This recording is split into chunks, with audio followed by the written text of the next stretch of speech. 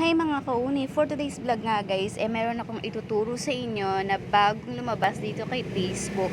Ito yung pag magko-comment kayo, di ba merong mga naka-automatic na message na pwede niyo nang i-comment. Pero ito guys, itong bagong icon na lumabas nito is maganda siya. Para AI siya guys, na kunwari ay meron kang i-comment, yung simpleng comment mo is gaganda pa siya. So ito, for example, tuturuan ko kayo. Ayan, kunyari ito guys, mag-like muna tayo ng heart. Ayan. Pagka-heart natin yan, mag-write comment na tayo guys. Makikita nyo sa ilalim may bagong spark icon na lumabas. So, pindutin nyo yan guys.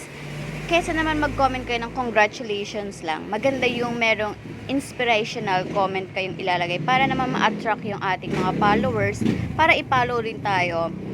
Dahil maganda yung ating comment. So, makikita nyo parang may pencil dyan. So, ang nakalagay dito is write with AI. So, parang yung AI yung magbibigay sa inyo ng comment at mamimili na lang kayo.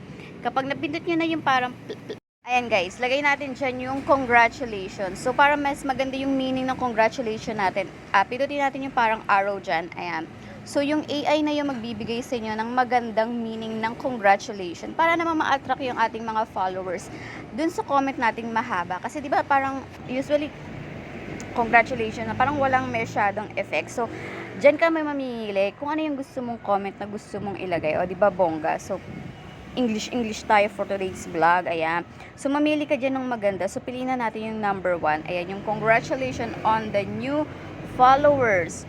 Your comment is amazing and deserve all the love. So, ayan, maganda yung ganyang comment natin. And yan yung comment natin, o, di ba? Kakaiba, hindi lang congratulations. So, dyan, dadami yung followers natin. Kasi maganda tayong mag-comment, di ba? So, example, isa pa. Ito, heart ulit natin. And then, mag-comment ulit tayo. May makikita kang spark icon dyan sa ilalim. Ayan.